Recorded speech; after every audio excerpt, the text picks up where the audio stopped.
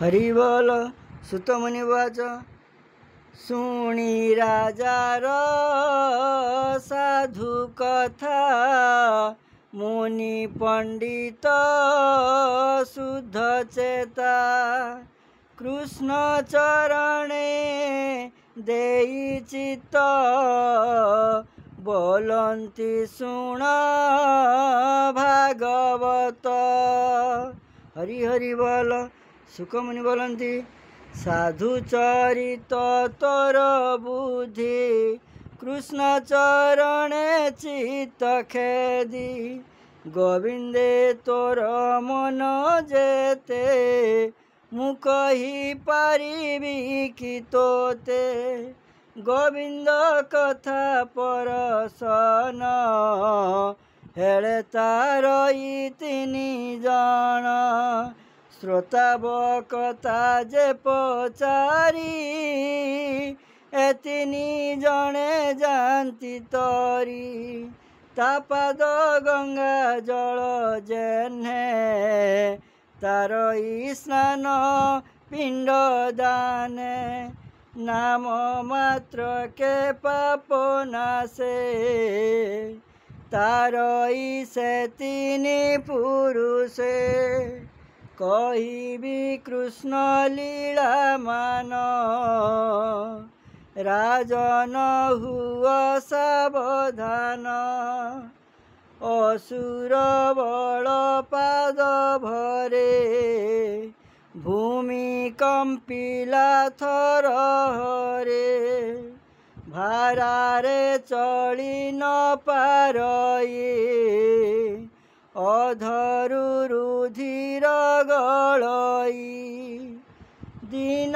के विचार बसे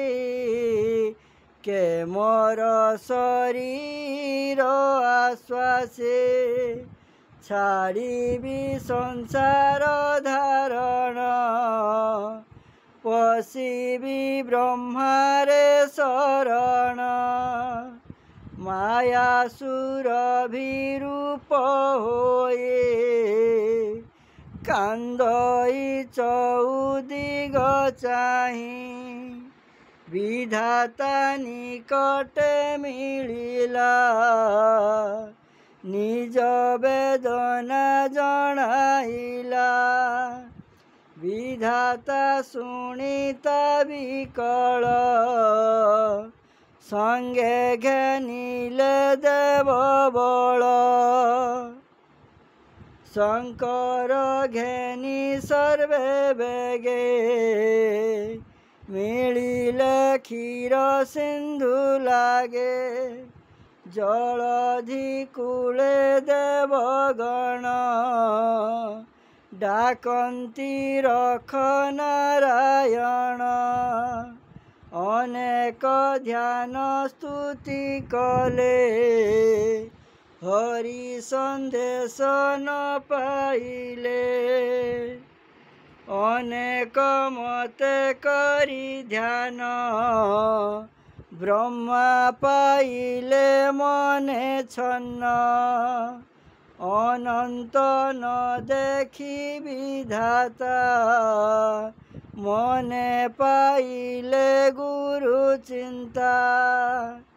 समाधि बसिले तत्क्षण चिंती अनादि नारायण ब्रह्मार देखिण विकल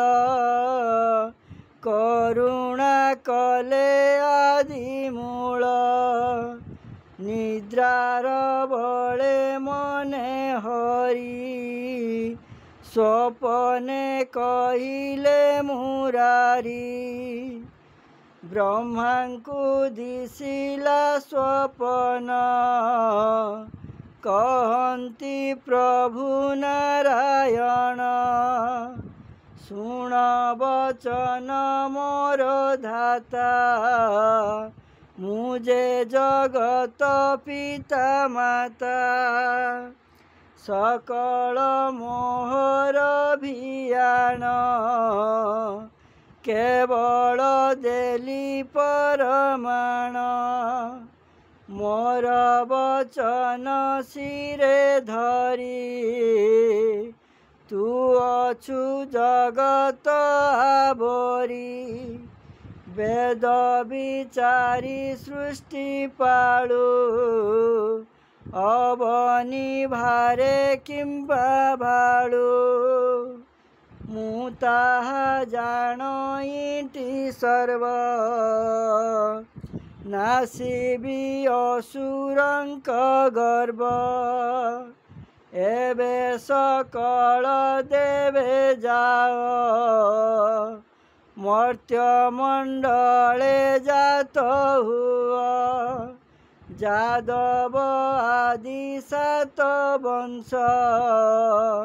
कंस को होइब विश्वास गोपी गोपाल रूप होए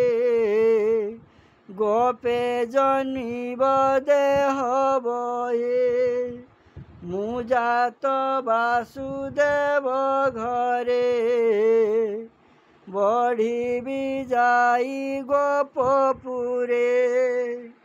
16 सहस्र गोप नारी रमी भी वृंदावन हेरी अनेक नासी भी असुर खंडिबे अवनीर भार भक्त जनंको तारिबे पुणी शोधा में बाहुड़िबे एबे जाओ तू सत्वर कहिबु देवंक आगर बेगे हुअन्तु मंचे जन्म कही होइले अंतर्ध्यान स्वपन चेती वेदवर कहिले देवंक आगर शुणी सानंद देव गणे नमिले धातार चरणे बोलंती शुण वेदवर जहा कहिले चक्रधर अवनी मध्य देह धरी गोपे जादवे अवतरी होइबु ए आम्बर सत्य कि कहिले जगन्नाथ से कथा कह प्रजापति शुणी निर्मल हे उमते हरि हरि बोल।